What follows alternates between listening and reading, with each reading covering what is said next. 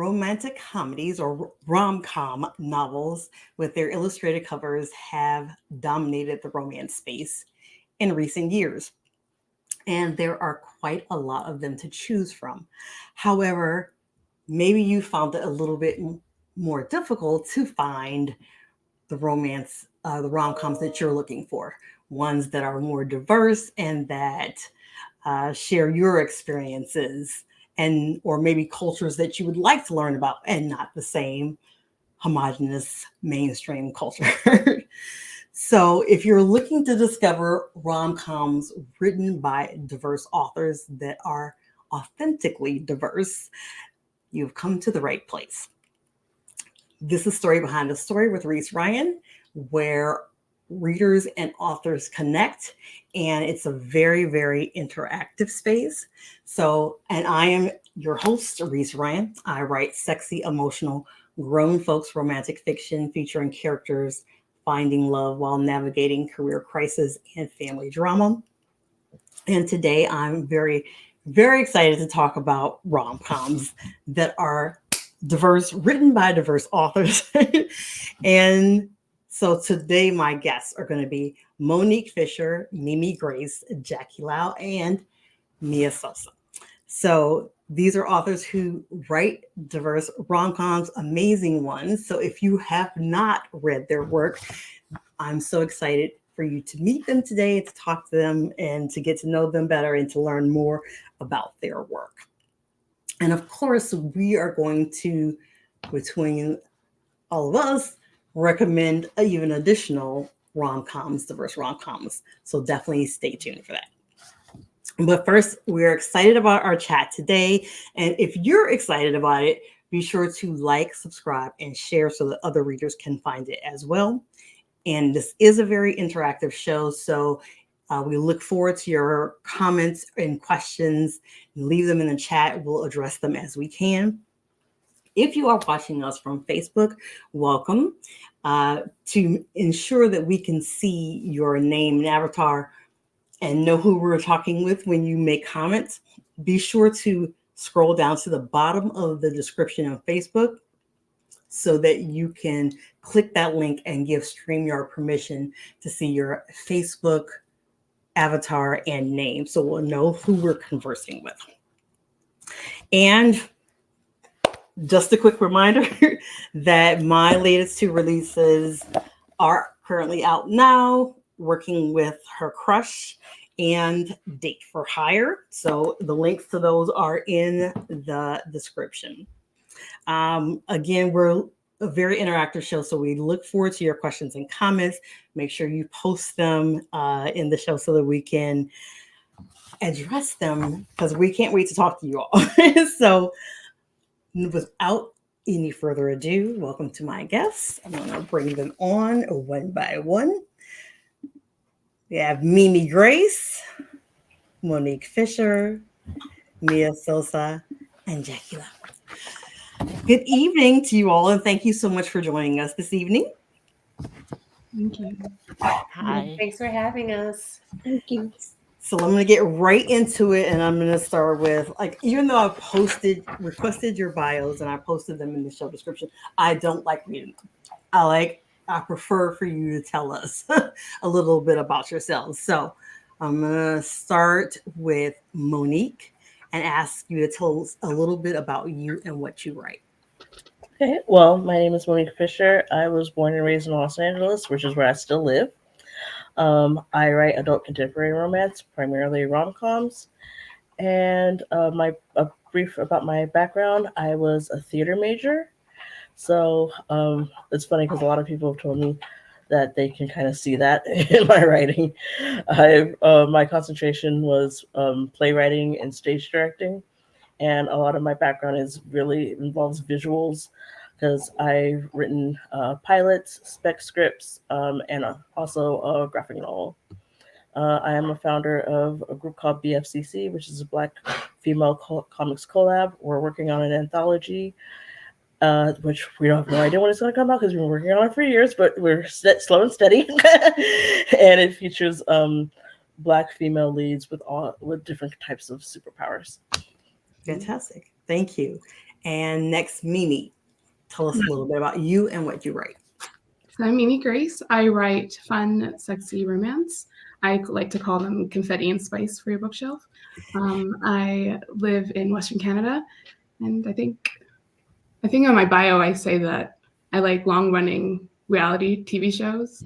So right now I'm in the midst of Big Brother, Survivor, and all those like Amazing Race. So that's Nice. I didn't realize you were in Canada as well. You're in Western Canada. Okay, cool. Are you near Calgary? yes, actually, it's Okay, very cool. And Jackie, tell us a little bit about you and what you write. Hi, I'm Jackie. Can you hear me okay? Yes. Mm-hmm. Okay, great. I live in Toronto and I've written over 20 romances. I call them soft and steamy. I've always sort of erred towards the lighter side of romance. And I'm both a indie and trad author. That's very nice. And Mia, tell us a little bit about you and what you write. Hi, everyone. I'm Mia Sosa. My tagline is funny, flirty, a little dirty. I love it. A sense of what I write.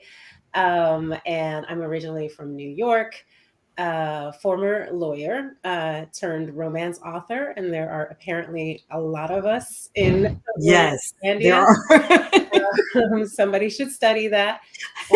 Yeah, I'm happy to be here and looking forward to the conversation. It's fantastic. It's fantastic. You mentioned that, and I can tell you there's been so many people on here, like Kathy Douglas, who are former lawyers. So that is an interesting thing. Yes, and I would love for somebody to study that and tell us more about why. All right. So tell us about your latest upcoming release and give us a little of the story behind the story on the characters and the premise. And this time I'm going to start with Mia. Okay.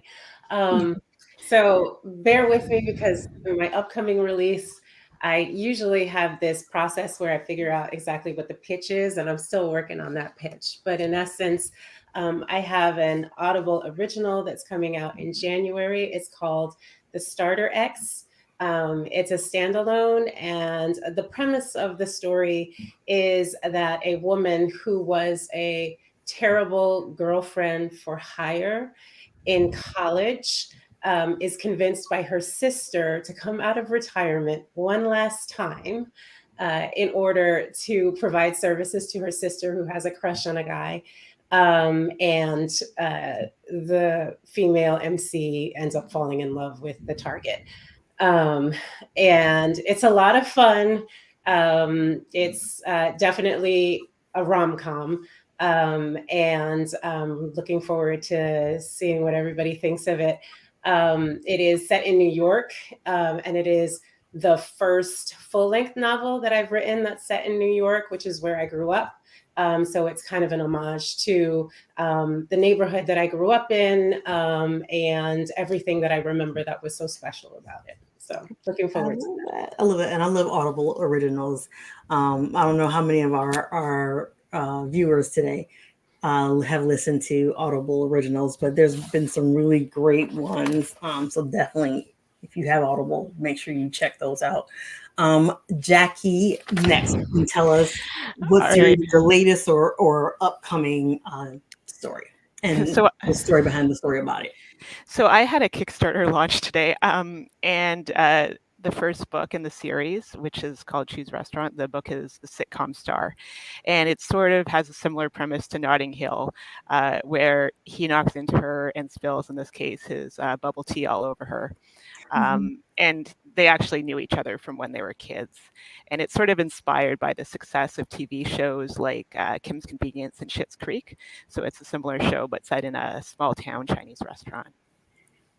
Very cool. And I saw that, and I saw that you were doing the Kickstarter, and I thought it was really cool. So, and the art and stuff that you're doing for it, yeah, I stalk you, and so that's really exciting. That's really exciting. So I'm glad to hear more about it. And I'm definitely going to be following to see how that goes.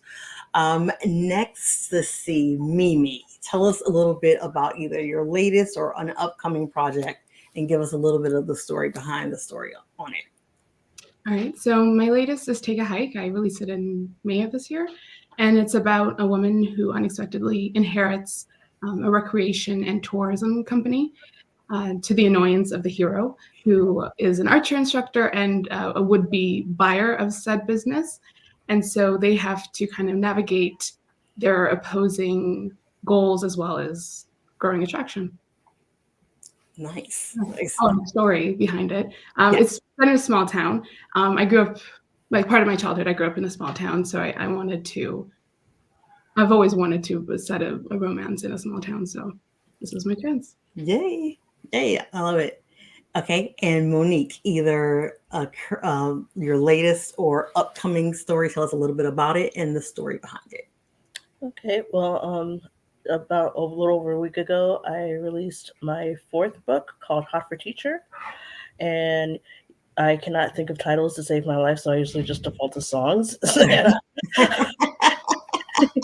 And I'm Gen X, so I just picked a Van Halen song.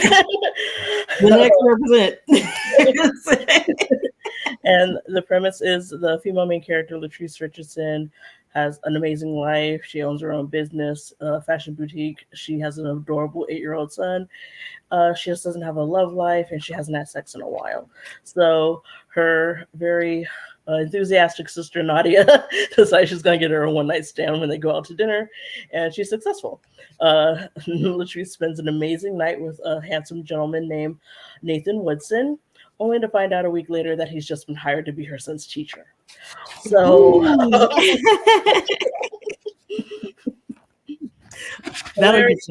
hilarity ensues, sexiness ensues. There's a lot of like family meddling. And I got the idea because I saw a sketch on SNL. It was a parent-teacher conference sketch with Ego Newolden and Jason Sudeikis and Kyle Mooney. And her character and Jason Sudeikis' character, who was the teacher, just kept flirting with each other throughout the more and more throughout the sketch until finally they were on top of his desk making out. And it made me think that while the story doesn't borrow from that sketch, I thought a parent-teacher romance would be fun to write. So. I love it. Because that's a question readers always ask, right? Is where we get ideas from for stories and stuff. So it's very cool to be able to hear where that came from. And there's another question I want to ask y'all in a minute, but I just want to step into the audience real quick to say hello to everybody and thank y'all for joining us.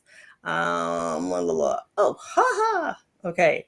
We have someone who is watching from Scotland. It's midnight there. So thank you so much for joining us. I really, really appreciate it. Because I'm diverse writing, rom-com, and mystery.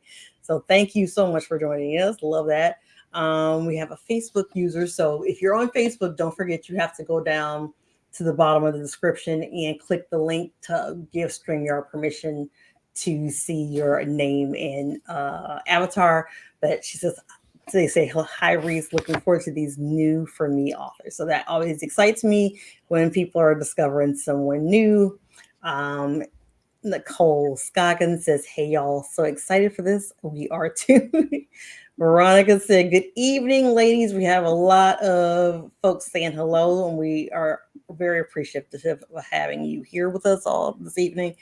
Let me see if there's any question I need to answer us. Oh, also, Facebook user says hi from New York City, Mia. And Jasmine says take a hike was so good. So yes. And yes, Nicole, yes to Gen X and yes to Van Halen. Thank you. What appeals to me is I do love, and I think my voice naturally lends itself to it. So I just lean into it. Oh, that. Okay. And next, let's go with Jackie. When in your career did you gravitate toward rom-coms, and what about them appeals to you? So when I started writing, actually wasn't romance; it was more chick lit, but very romancy. And but I hadn't really read books that would be shelved as romance. But then the first book basically turned into a romance, and I was like, maybe I should read romance. And from the beginning, I always liked things that would make me laugh and was more drawn to lighter stories. So that's what I wanted to write. Yeah. it was very similar for me because, as a matter of fact, I was writing in my head chick lit, and in my critique group, when they asked me, "Are you going to present this to a romance, to a romance publisher?" I'm like, "Why would I do that?" So it wasn't until then that I really started to look at it and say, "Okay, I guess I am writing romance in every story," and that's actually when I began to start really reading books that were categorized as romance, because before that hadn't been reading a lot of romance. Next, let's go with Monique. At what point in your career did you start writing rom-coms, and what appeals to you about them? Honestly, one of the first plays I wrote was a rom-com. It was called Mighty and Beautiful, and it was about opposites attract. At the time, I didn't know what tropes were. I know what tropes were, but I didn't know about like the romance tropes.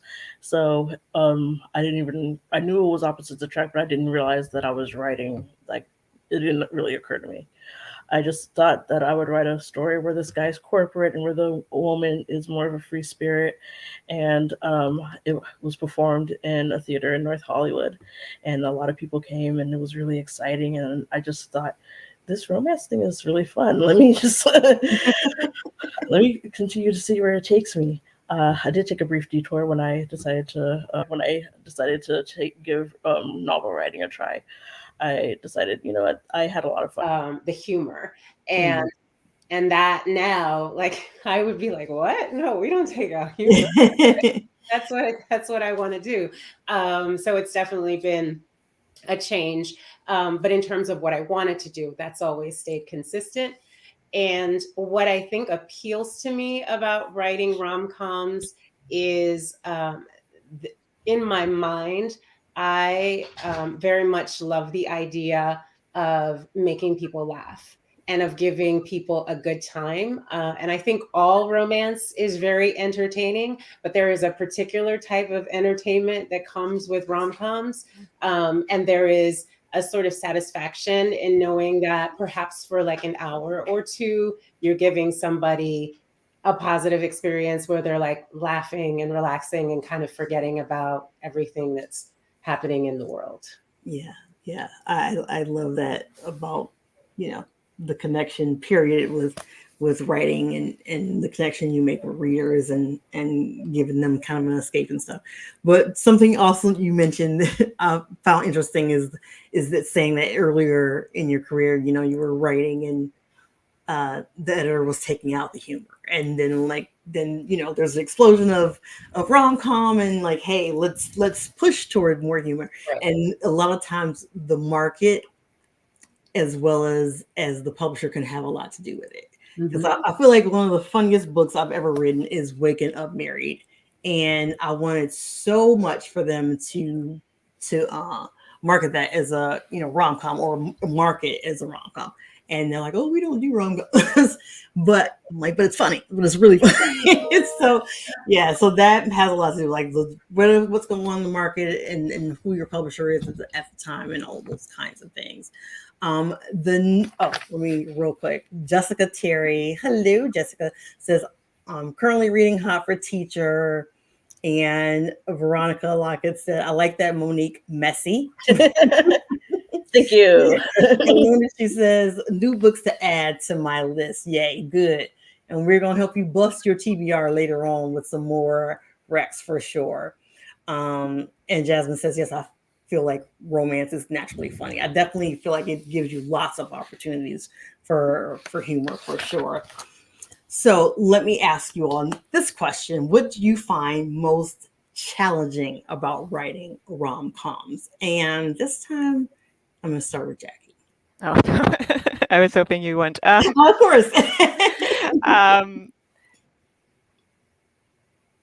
Yeah, I mean, I think all writing is kind of hard, so it's hard for me to pick the hardest part of it. Yeah, I'm not sure about rom-coms specifically what I find hardest, but just I find sort of the pacing and plotting, and making sure that all hangs together, and having some comedy throughout somewhat difficult. Yeah, I can definitely see that, the pacing and Yeah. Okay, and Mia, what about you? What do you find challenging about writing rom-coms? You're muted. I'm just gonna keep it. I don't want like somebody in the background to be like, ah, and so I mute it, but it's not working. I think being funny is the challenging part about it. Humor is so subjective. And so what is funny to one person is not funny to another. And humor can be very specific, and humor can be community specific. There are a lot of times when I had to be comfortable with the fact that there were going to be some readers who will not get a joke because it is so specific to a certain group and to a particular experience that it's just going to go over their heads, and I had to get comfortable with that. So I think there are challenges about the subjectiveness of humor and the reference points that you use when you're creating the humor in your stories, and kind of trying to make it as funny as possible for the widest number of readers. But also, I think what has made it easier is being comfortable with the fact that not everybody's going to get the joke, and that's okay. That is an excellent point, and I think a lot of that goes to not even just rom-coms, but I would say especially anything that a diverse story where you're really trying to bring your experience into it. For instance, it's not a rom-com, but it's a lot of funny moments, but it's not a rom-com. Return to Hummingbird Way. There was a part where I was talking about a different world, and the editor and I went back and forth with that because she felt it was kind of like this obscure thing that nobody would know, and I'm like enraged and insulted by that. Right. And I'm like, so my thing is like Google is your friend. When we're reading fantasy or something else, no one thinks twice about Googling something to find out, okay, what is this? Like if it's a reference to Friends or something and you didn't watch Friends, it's easy to do that. But for some reason, I feel like a lot of times when it's a diverse story, a Black story, a Latina story, then suddenly it's a problem because mainstream readers are not going to get this. And so sometimes you just have to dig your heels in and be like, okay, well, they got to figure it out, if you want this to be authentically diverse. And that's what I'm going for. So thank you for sharing that. And Monique, what do you find most challenging about writing rom-coms? Mia took my answer. As you were talking, I was like agreeing, but at the same time, I was thinking, oh crap, not Different World was like top 5 Nielsen ratings. It came on after The Cosby Show. I had plenty of friends of all cultures who watched that show. Absolutely. So, whoever said that to you was definitely tripping. But I agree. That's what I was thinking. It was a pretty big deal. But yeah, I totally agree with what Mia said. Just like piggybacking on that, I find that humor is very, very subjective, and I found myself being so paranoid when I was going through all the edits for Hot for Teacher. I would just ask like my proofreader and like everybody else, "It's funny, right?" And they would say, "Yeah, there are parts where that was funny. There are parts where I chuckled. There are parts where I laughed out loud." So I was just like, "Okay." But at the same time, one of the people that I sent it to, she said, "Well, I have kind of a weird, twisted sense of humor, so I'm probably not the best person to ask, but I do know." Like her thing was, I knew where you were going with it, and I said, "Okay, I'll take it." Yeah, that can definitely be challenging, just not knowing who's gonna find what funny. Yeah. But I just find that, just paraphrasing Toni Morrison, her famous quote about if there's not a book out there that exists, that means you need to write it.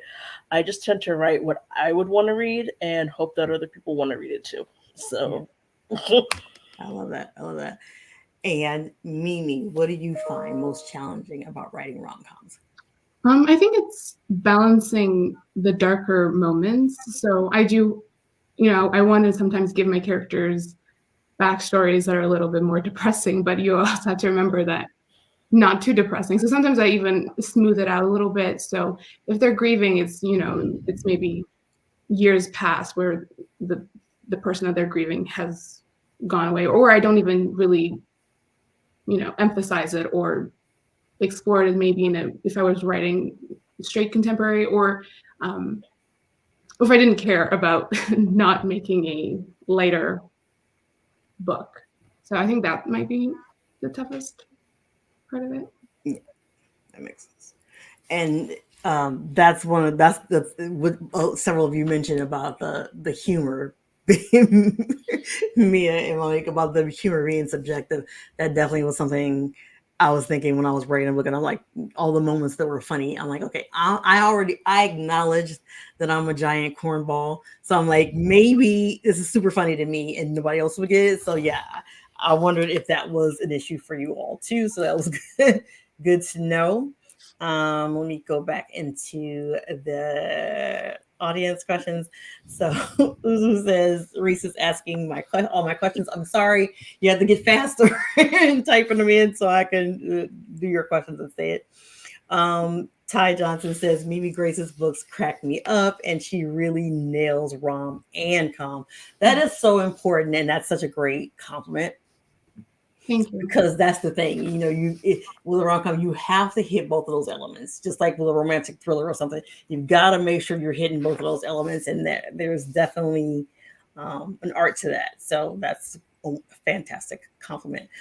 Jessica Terry says, the worst best man had me chuckling a lot. So that. Jasmine says, community comedy is definitely a challenge. Every culture has comedy that doesn't translate. That is true. Okay.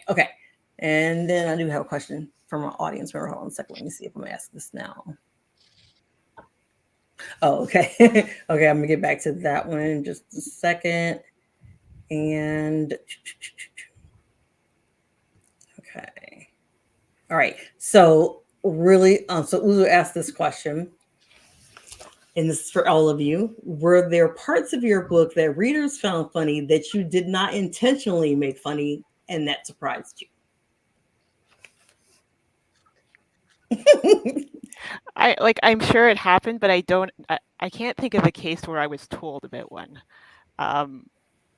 Yeah, let me see if I can remember, but I can't think of one off the top of my head.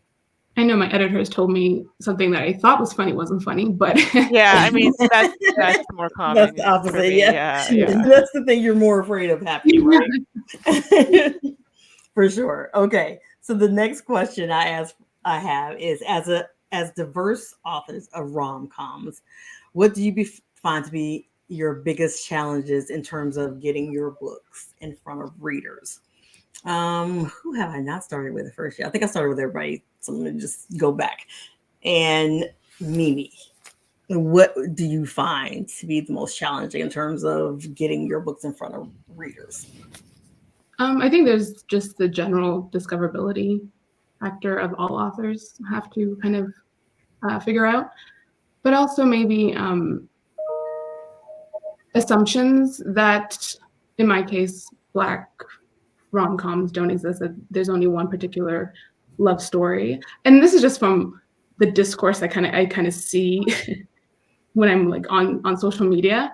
It sometimes pops up. And I think that probably affects, audience, because if you have an assumption that they're not there, people are not going to even attempt to look for them. So I think that is probably that assumption, or that Black rom-coms don't exist at all. That's an excellent point. That, that there is that assumption among a lot of people, because they're definitely out there. There's lots of them out there. It's just a matter of people finding them. But like you said, if they automatically think that, then they're not looking, and you do have to make an effort. You do. So, Monique, what do you find most challenging about getting your books in front of readers? Everybody's taking my answers, Reese. I'm gonna let you go first next time. But yeah, just basically what Mimi said. I cannot tell you the number of times where there's been like some drama on the TL, and it's because a book talker said, all the black romances are all gangsters and thugs, and it's all drugs, and it's like, no, it's what like, you can't even like wrap your brain around the idea. It's like, we are aware of how diverse not just the diaspora is, but how diverse black romance is in general. So when somebody says something that foolish, honestly, it really breaks my heart, because there are times where some of those people are black themselves, and it's just like, how have you gone this long without knowing? So, um, it's kind of it's a bit of a challenge, because you know that they're probably not gonna look for it, but hopefully they do, and hopefully they realize that, they're very limited way of thinking, is something that they definitely need to work on, and it's something that they have to, do the work. Google, it's your friend. Like, I don't know what else to say. Like, there's so many of us out there. It is indeed. Yeah. You need to do the work. So yeah. Mia, what about you? I think one of the challenges is that there is this assumption that authors of color write trauma and trauma only, and that there will inevitably be trauma in your stories, no matter what you have on the cover or what you describe as the premise or anything like that. And so I think people just naturally gravitate towards, oh, I'm going to look for something else. And I do think to some extent, the illustrated cover helps with that, but it doesn't completely change just this sense that, it's not going to be fun and humorous. And also there is this challenge of, can it be fun and funny and sexy and still be authentic? And like, if it's authentic, how much of, trauma do you have to put into, and then it's like this whole cycle of things that you're thinking about. And at the end of the day, I'm like, have I had tough times in my life? Sure. Do I know how to have fun? Absolutely. Can I set that aside for the purposes of this book? Absolutely. And maybe even not, but you're still going to have a fun time. And so I think that's the challenge, is that I think there are so many assumptions that readers make when there is a person of color on the cover of your book. That is absolutely true. One of the most stunning moments I had in that regard is years and years ago. I was at a romance writers meeting, and at the time I was like, I think I was the person doing like the workshops or something. Anyway, Farrah Rashawn had come, and she had done a talk on writing diverse characters or whatever. And one of the authors there that I'd known for several years at that point had made the comment that she did not read Black books because of the trauma, and she's she reads for an escape, and so that's why she doesn't read them. And I was just like so taken aback that that's what she believes and that's what she thought. I don't think I've had a conversation with her since then, but anyway, that was really stunning to me that someone I knew thought that. But apparently that is something that a lot of people think, and sadly, to Monique's earlier point, it's people of color sometimes think that too. They also sometimes might have thoughts like that. So yes, that's interesting. Okay, and Jackie. Yeah, so that was similar what I was going to say. I feel like sometimes people have very specific expectations of what they want your story to be. Like, I've had reviews that say things like, I wish we would have learned more about the Lunar New Year, or something, like stuff like that. They want your books to teach you things. And it was a Valentine's Day book. So they were complaining that there wasn't enough about the Lunar New Year in my Valentine's. Anyways. Yeah. Like, sometimes people have very specific expectations, and you're like, if you want to learn that, like, there's Wikipedia, there's the internet in general. Like, you don't need to go to a romantic comedy to learn about very specific questions you have. So I don't know, it's it feels like people have very specific expectations sometimes, and like you don't want to let that get to you, but like it's inevitable that you're going to see some of it. Excellent point. And I've definitely, you know, sometimes a black author can get the comments either they're too black or they're not black enough, or just that kind of thing, like, okay. So yes, thank y'all for sharing that. I appreciate that. And I want to go into some of the comments too, blah, blah, blah. I'll get to this question right here. That's a great question. Blah, blah. Okay. So Jasmine says, very true, Mimi, on your point about the challenges that you faced. And yes, Mo, those conversations are tired, and often they get all these recs and still don't read them. That's the other thing. Hey, Jasmine. That's the other thing. Yeah, that whole, oh, I can't find them, and then you get all these recs, and it's it was just an excuse. Just quit playing. Mickey Black says, as BIPOC authors, do you feel pressure to write solely for a mainstream audience? I'm not even on the panel. I'm gonna say no. I'm gonna answer that right away and say no. But as my earlier story kind of indicated, but that's a great question. So I'll let each of you answer that, and y'all can just take it in any order you want, however you want to answer that question. About I'm also team no. I have had white folks read my books, and I remember when I was doing sending out the arcs, there were a few white arc readers, and I just told them, this is my exact words. I said, this book is blackity black. Okay, there's AAVE in it. I'm black. My characters are black. There's a certain word that we say in here that you can't say. So just know that, and if you enjoy it, cool. If you don't, then that's fine too. But just know. So that's typically that's one of the things that I say. And I also tell people, like I told one of my coworkers, she wanted to read one of my books. I said, I write romance. So adult situations happen, and I don't use delicate language. I'm just going to keep it at that. Do not say anything to HR.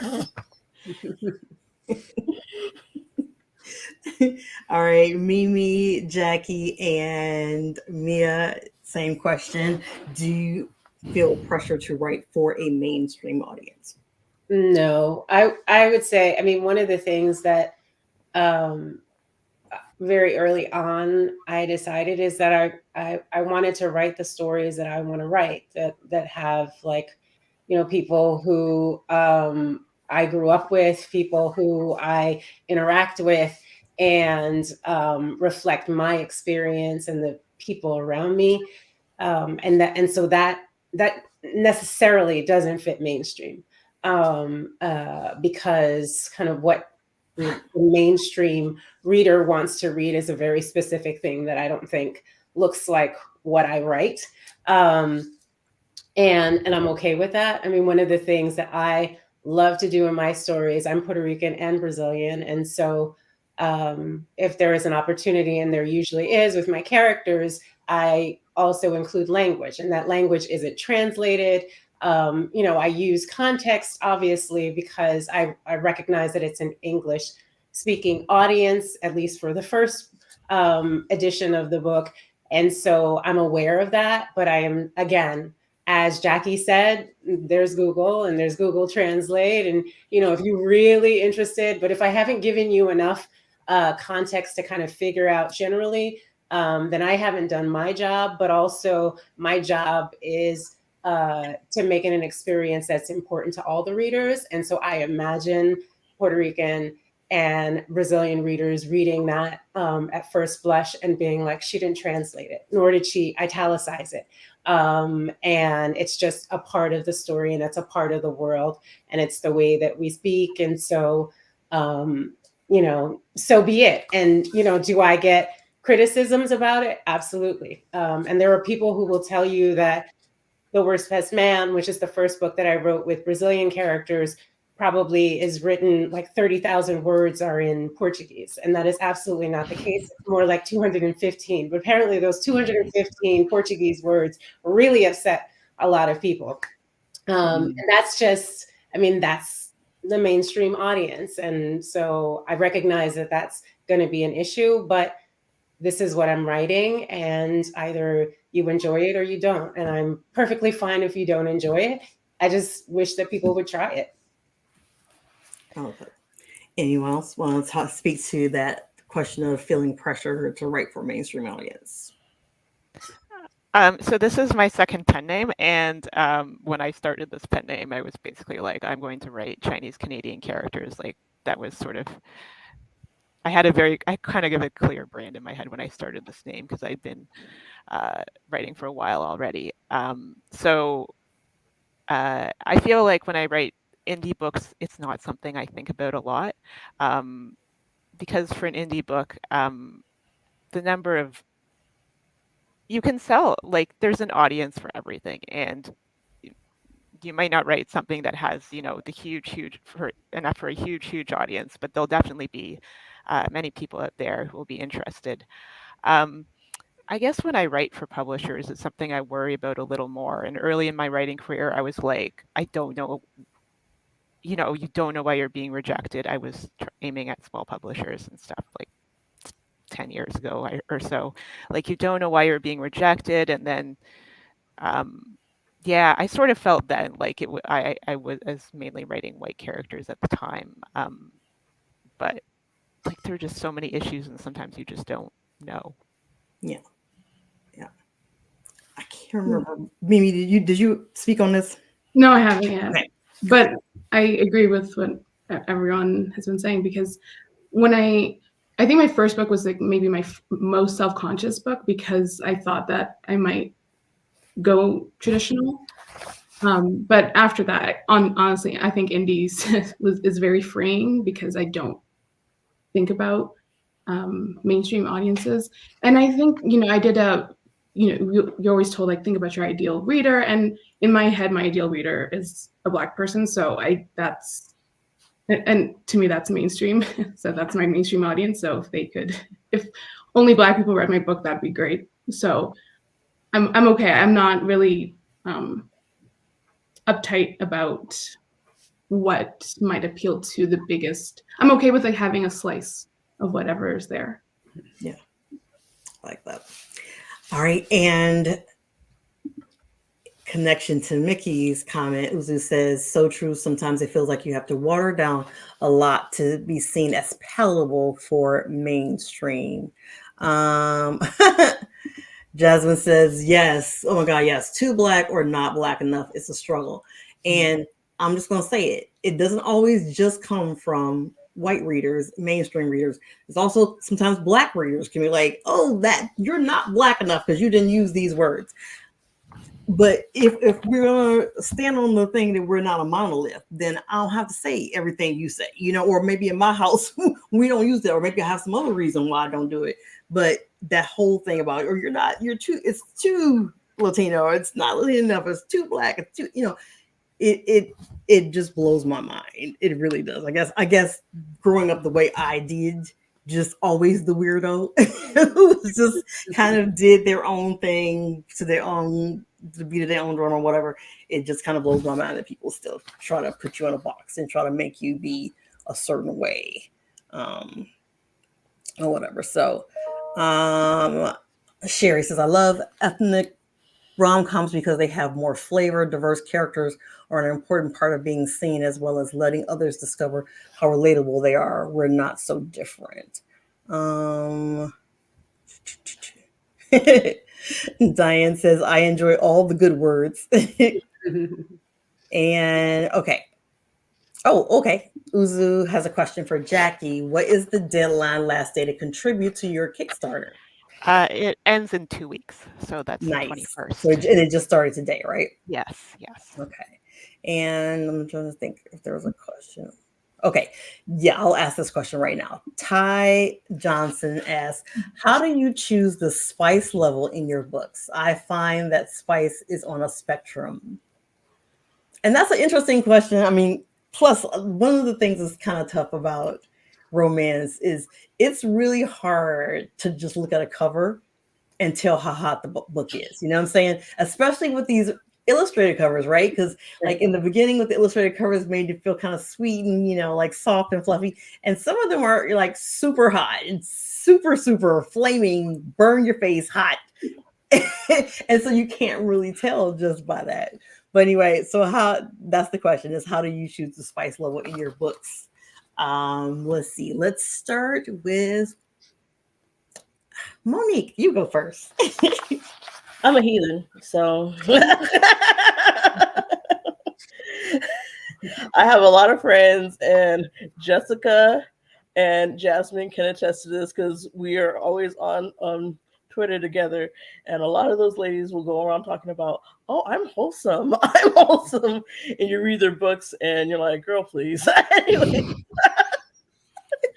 But yeah, I'm gonna keep it 100. I'm a heathen. So I like that's actually one of my favorite parts. It may sound strange, but I love writing banter and I love writing sex scenes. So Okay. I try to go for all the spice. All right. I like it. I like it. Okay. What about you, Mimi? I actually have to go back to, if I was just going to publish it, the first round would be honestly fade to pitch black. There would be nothing there. But so I have to, I think I gauge it on maybe like what I enjoy reading in other books. And I think mine is super hot, but then I'll see something like it's, you know, a 2.5 on the five spicy scale. I'm like, what? I thought this was, I was reading my best words here. Yeah, so I think I try my best to do what I would want to read, and that's kind of how I gauge it. I don't really go for a particular, I don't even think about a spectrum. I just do what I think would be good and move with that. Yeah. All right, Jackie, what about you? So all my books have open door sex scenes, and I don't really see that changing just because I like writing sex scenes too, and also like there's things you can put in sex scenes that they develop the relationship in something I might not see if I don't put them in. So yeah, I mean, some books are a little hotter than others, and that sort of depends on the characters and also the setup more than anything else. Some books, if they're friends with benefits and they're having sex throughout the whole book, it's a little bit different than like slow burn friends to lovers. Yeah. And what about you, Mia? Well, I do try to stick with my brand, which is funny, flirty, a little dirty. So that little dirty really does drive me. Like I think, okay, there's going to be an open door sex scene, at least one, maybe two, maybe three, depending on the book. And the characters. But also I just have a sense that whatever people are looking for in terms of like super, super spicy, I'm probably not going to be it. And that is just a testament to sort of, I think, also what I'm writing when I'm writing the rom-coms. I have a hard time sort of switching to like, and there are some people who do it really well, I think, going from like haha to like whew, and so I think the way that I write just lends itself to sort of being in that kind of sweet spot, that probably that 2.5 on the 5 points spice level that Mimi mentioned. I'm okay with that. Interesting. Okay. So I would say for me, I never go in thinking like, how spicy am I going to make this, or that this book needs to be less spicy or more. I usually the characters dictate it, you know, it just depends on the scenes or, you know, whatever. So, but I do feel like I venture toward the hotter end pretty consistently. And at this point, I feel like it's part of my brain. Though I will say I am not like Jackie and Monique. It's not that I don't like to write the sex scenes, but I feel like that's the hardest work for me. The banter and stuff, I enjoy that, and that's much easier. The sex scenes, like I'm thinking about all the things. You got to make sure you ain't got too many parts, first of all. Right. Ain't no extra pieces. Right. And you know, then also something needs to be happening in terms of it moving the relationship forward character development. It's just so many moving pieces in good sex scenes. And so I feel like that's where I'm doing the heaviest lifting, I think. So that's probably why.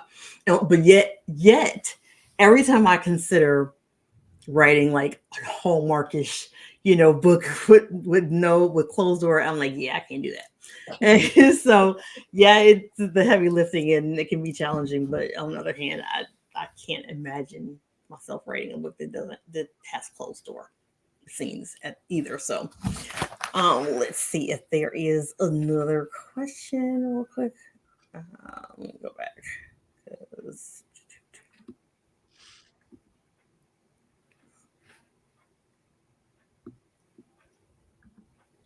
Okay, this is an interesting question. Okay, so I was about to ask you guys a question about covers, but I'm going to start with Diane's question about covers.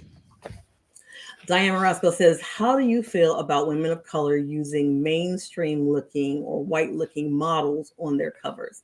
As a biracial woman, I think it's a disservice in a game being played to make money. That's interesting. I agree with you. I do too.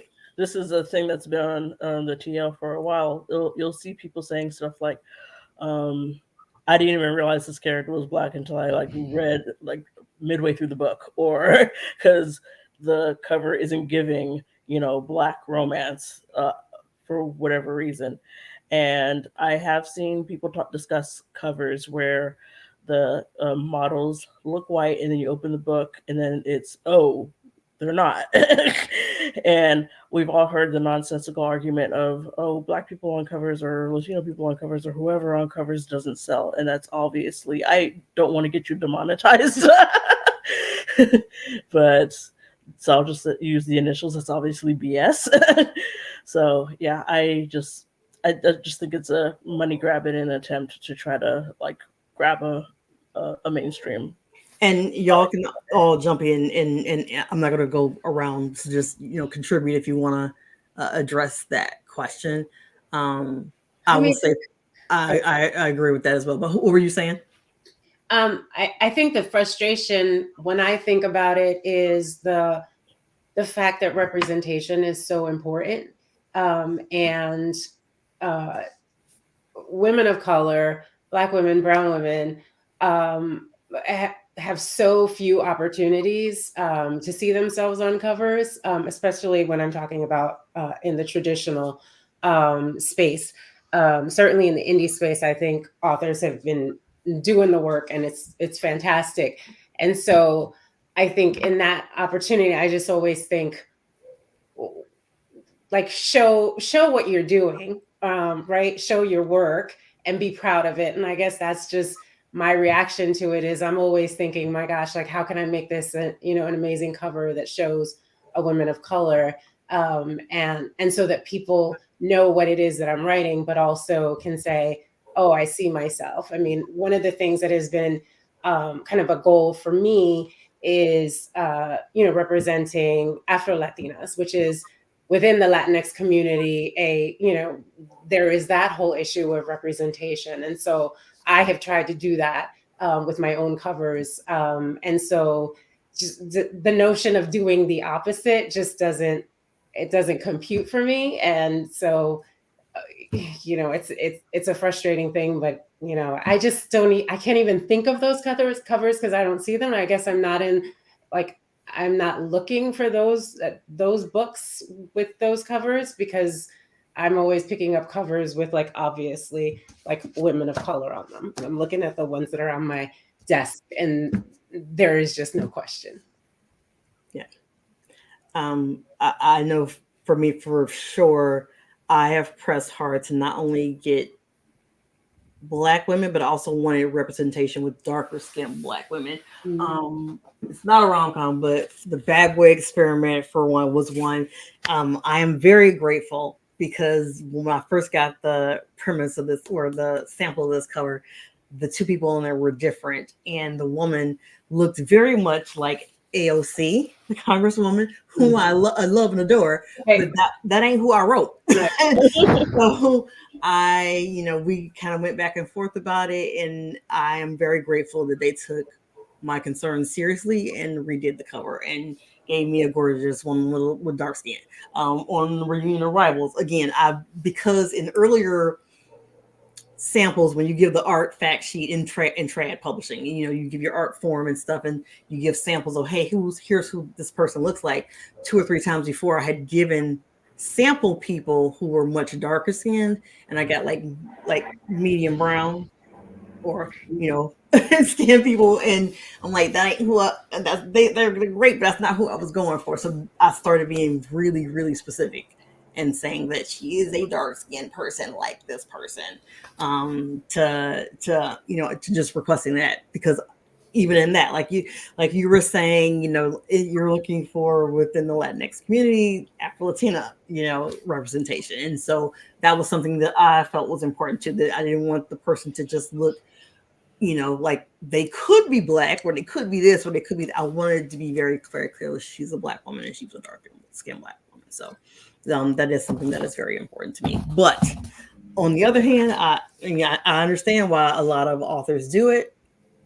I'm sure it does impact sales, and I know it impacts sales. I know sometimes having a Black person on the cover does impact sales, but I am definitely, for me, the representation is very important, and that is one of the comments I like. Some of the comments that I bookmarked over the years and hold so dearly is people saying things like, my grandmother read Harlequins and stuff, and she would be amazed to see these covers with, dark skinned Black people on them, or what have you. That means a lot to me. Representation means a lot. So, okay. And she also said, I think authors of color should remain authentic and not be afraid of who they are. We agree. We absolutely agree. Let's see if there's any questions before I go to the next one. Okay, so the question I was going to ask about the covers is, you all have amazing illustrated covers, some really, really gorgeous illustrated covers. So what are your thoughts on illustrated covers? Blessing, curse, or a little bit of both? And Mia, I'll start with you. I would say a little bit of both. I would say in terms of a blessing, I mean, one of the things that early on in my career is I struggled with my covers because I was using, or my publishers were using, stock photos, and like what was available in terms of stock photos wasn't all that great. And so I had to make adjustments, for those covers. And also even I've gone back in to sort of change a description of a character, to better fit a cover, because that was sort of the best that you could come up with. And that's just really frustrating. And that was because, of course, I was in a line where they weren't going to pay for a model to do that. And then came illustrated covers, which can give you sort of at least that accuracy you can deal with in terms of how you envision the character looking. You can get that accurate.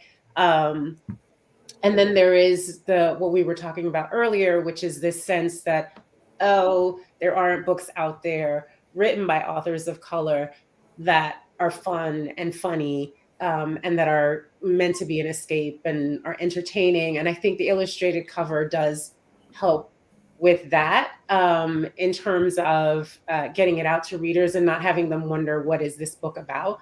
And I think in terms of expectations for me in particular, when I was writing early on and wanted to include humor, it was almost like I had to kind of explain myself. And now I don't feel like I do that. Like that packaging totally fits what I'm doing.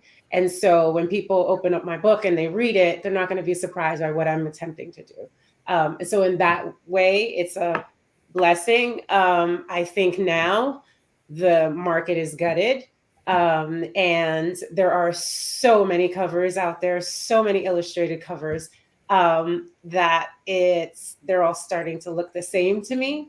And I think it also confuses readers. And that's the thing that I'm always worried about, is just being mindful of like what readers are thinking they're going to pick up. So I think because there has been this sort of push in the market for the illustrated cover, people pick that up and think they're getting a rom-com, and sometimes they're not getting a rom-com, and sometimes they're getting a book that has, like, you know, some kind of long-term illness and a death in it, and I feel like that's not fair. And so you know, I think there are issues about reader expectations, and a lot of it is publisher marketing, that kind of is affected by just that illustrated cover. That illustrated cover says so much and yet says so little about like what might actually be inside the book.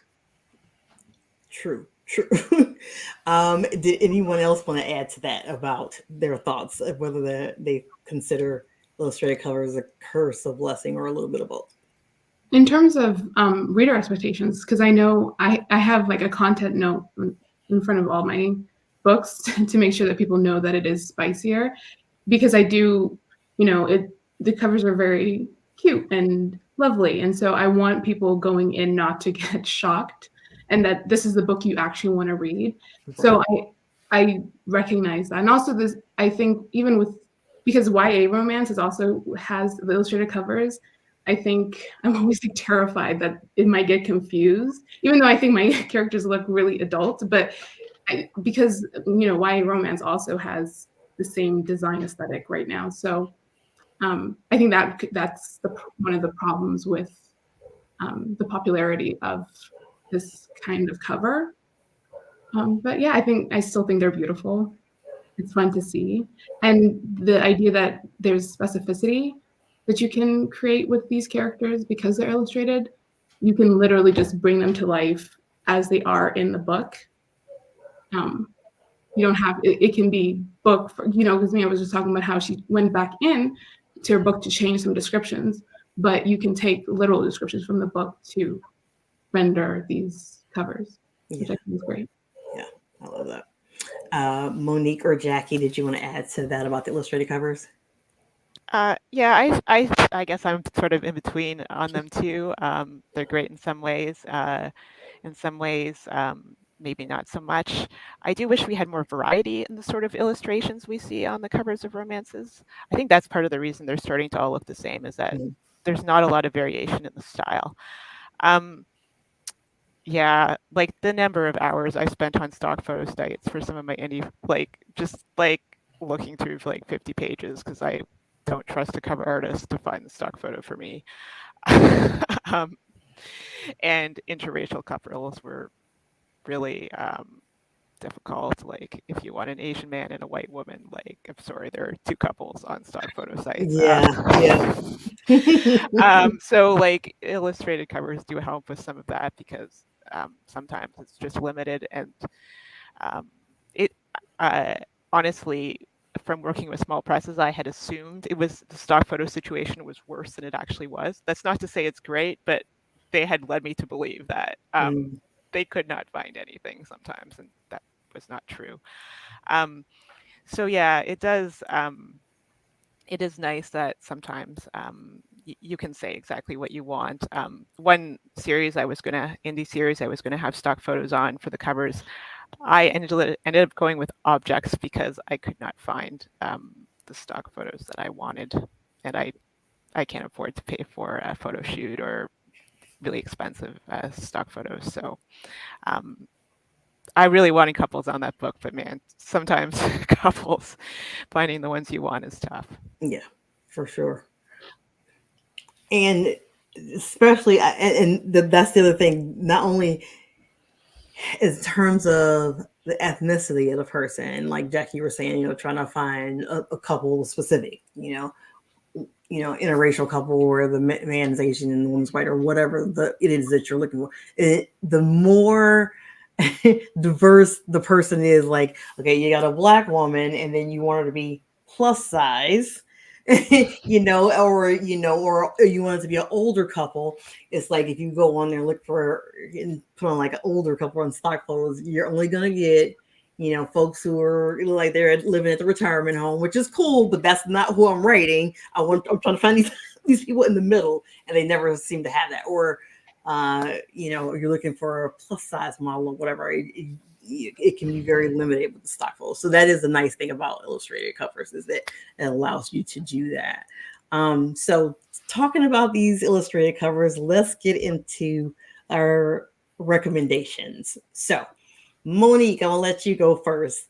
Which authors are your go-to authors who write funny, engaging, diverse romances? Farrah Rashan, number one. You said who else? I'm sorry. You said Farrah Rashan. Did you say somebody else after that? No, but Okay. I'll also say everybody in this chat, because I pretty much read books by everybody in this. I love it. I love it. Yeah, Farrah for sure. That's a great rec. Okay, so let's go to Mimi. Who would be your recs for folks writing diverse rom-coms? I have specific books. So I read The Build Up by Tati Richardson. I knew somebody was gonna bring that one up. I got that. I haven't had a chance to read it yet, but I've got that. I can't wait to read it. It's really good. Tati's my girl. She's so great. Yeah. Also, let me see. I wrote these down. I Think I Might Love You by Christina C. Jones. It's a series, but a novella series, but I've only read the first one. The Meet Cute is fantastic. And while I was looking for going through my Kindle, I just buy books without even realizing that I still have them. But I started reading Two Houses by Selena Bibra. I think that's how you pronounce her last name. And so far, it's really great. It's about rival art houses, and they're childhood rivals, and it's great so far. So I love that. Okay, and Jackie, how about you? I really like Phyllis Bourne. She had some Kamani. I think she had a road trip one with Kamani that I really liked. In my Kickstarter, I have a free early bird perk that's Coming Clean by Jen Trin. And it's about a Hollywood actor and a goth fashion designer. And I really love that book. So that's part of the reason it's in my Kickstarter. Yeah, so go check that one out. I love that. Let me see. Who didn't go? Mia? You did. We're back. I knew to unmute it this time. Okay, so this is one of my favorites. It's Feud by Phyllis Bourne. Oh, yeah. Phyllis writes some funny books.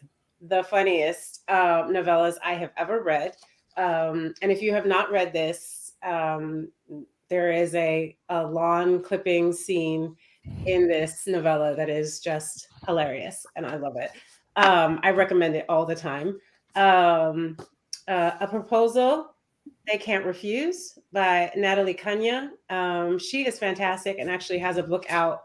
I think it came out last week, which is The Companion, A Dish Best Served Hot. I've read the first one, haven't read the second one yet, but I have it and intend to read it. But I think she's fabulous and funny. She's Puerto Rican and Dominican, and I'm a big fan of hers. I have it, but I don't have time to pull it out. Jamie Wesley, Fake It Till You Bake It. And Jamie Wesley is just, in general, I have read her, all of her books, and I just think she is a fantastic writer, and she's very funny. And then I have a rec to keep in mind, because I'm reading an advanced reader's copy of Etta Easton's The Kiss Countdown. And so she's a debut author. And that book, I think I'm 50% in, but I am enjoying it so much. And she has a really good voice, like, those authors who you can hear their voice from like the very first few sentences. This is absolutely this author. And it's a book about an astronaut and a event planner who like have this fake dating caper that they do for both of them. And it's so far it's just really fun and funny. So those are my recs. I love that. Some great recs you all have put out there. I'm going to put And it was someone like we were saying, like, is it a straight rom com or is this the romance that has a lot of funny parts? Whatever, I'm going with it. So the Kiss Quotient, I absolutely love that book. And there are lots of funny moments in it. And Rebecca Weatherspoon's has an Audible original, A Walk in the Park. And I don't know if you just straight up consider rom com or whatever, but I thought it was really funny and had a lot of cute moments and stuff, and I love that. I would also say Talia Hibbard's Brown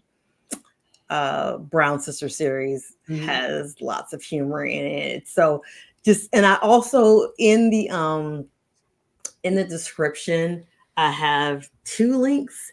The first link is a link to all of our authors' books, to their rom-coms, so that it'll be really easy for you to just click that link and go there, and you can look at all of their rom-coms and purchase them. And then there's the second link that has recommendations. So I'm going to add the recommendations that they've just made for some other diverse rom-coms, and it's a list that I'll continue to update, so you can always refer back to it in the future. So now tell us, starting with you, Jackie, what's coming up next for you? What can we expect next from you? So I have the 2 novellas with the Kickstarter, and then in May I have a book with Atria that's called Love, Lies, and Cherry Pie, and that is a fake dating romance. Ooh, and I love that title. It was so fun. That wasn't my title. That was their idea, actually. It's so cute. I love it. Okay. And the cover is gorgeous. So yeah, it really is. Okay. And Mia, what's up next for you? So I think I cheated and said what was coming very early on, which is the Starter X comes out in January. It's an Audible original. So if you have Prime, you will be able to download it for free. I shouldn't say Prime. If you have an Audible membership, you'll be able to download it for free. And then it will be available in digital and print later in the year.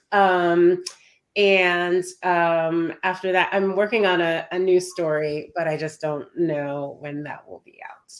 So that's all I'll say about that.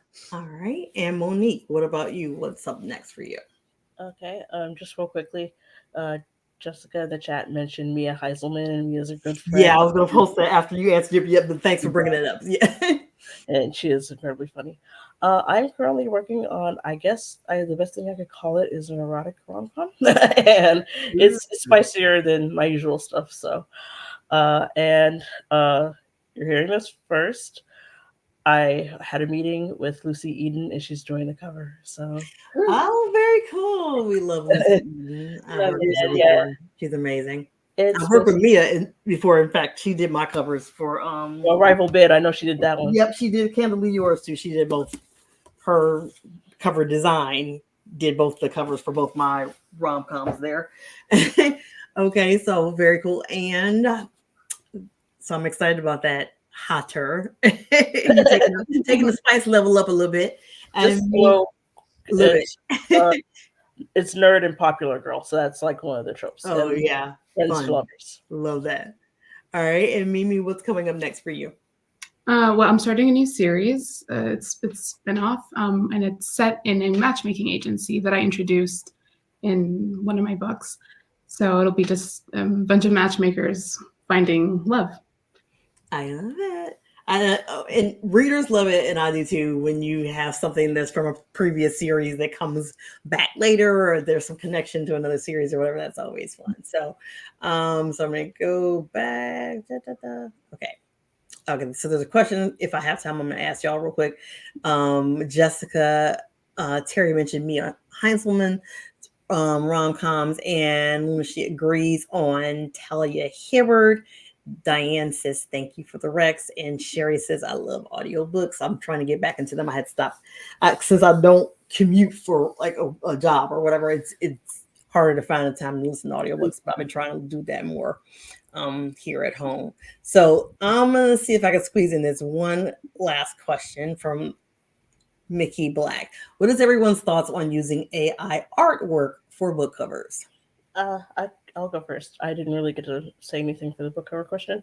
So AI is no bueno. Yeah, it's theft. So let's just be 100%. It is theft, and I think because I'm such a huge comic book nerd and I have such a great respect for artists, I only want to work with living, breathing, actual artists. So I try to work with someone different when it comes to my novellas, like working with Lucy. I've worked with Bryn, and she's amazing. And of course, as Mimi can attest to this, Lenny's the best. So He's amazing. so yeah, One day I'm gonna grow up and be able to get a Lenny cover.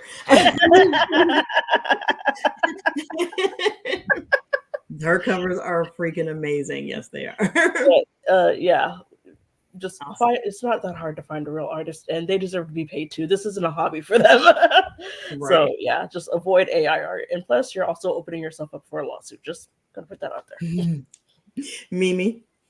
Yeah, no, we're all artists here, we're all creatives, and so I respect the humans that do that, and I want that to continue, that we can have careers in a decade. So I just think supporting other art, even though if I don't know if any of us are like, illustrators or anything, but I feel like just doing unto our fellow artists as we'd like to get done to us is the right thing to do. But yeah, so real artists. Right. Jackie.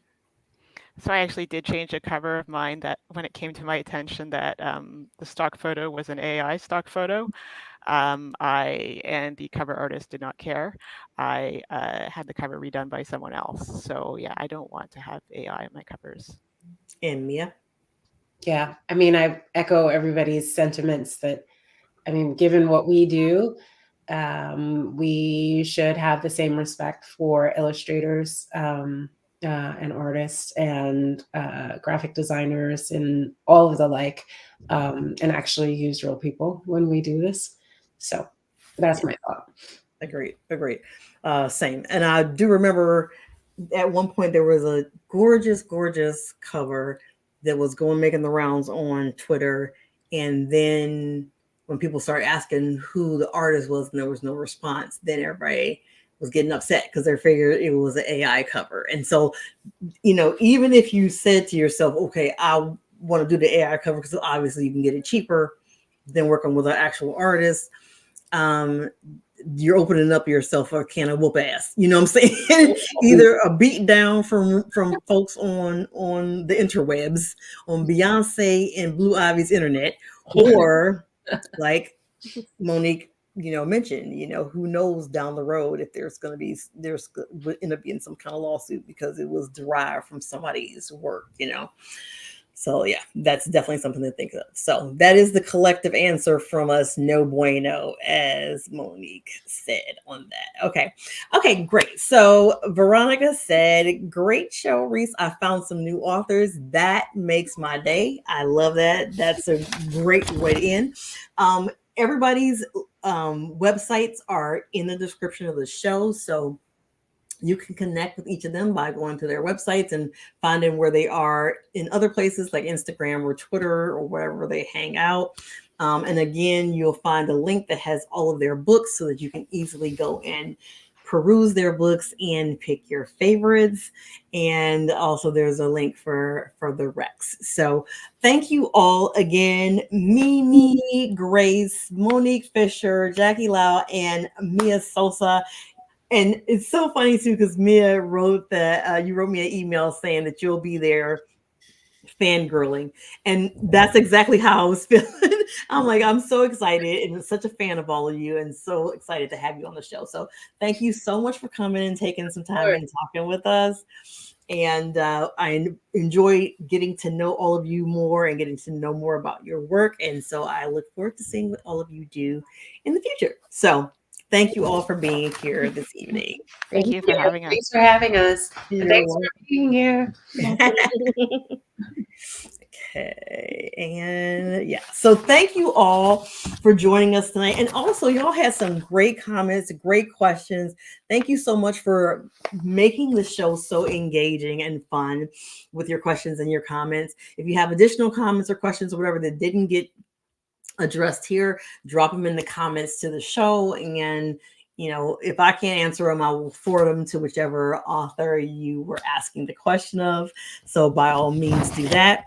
And then again, like I said, to learn more about Monique Fisher, Mimi Grace, Jackie Lau, and Mia Sosa, definitely check out the links to their websites and follow them on social media. Each of them is on some social media platform or another, or more than one. And you can connect with them, learn more about their books. And you'll also, like I said, you'll see a lot of the recs that we talked about, and that list will continue to get populated as well. And I hope you'll like, subscribe, and share the show so that other readers can find it.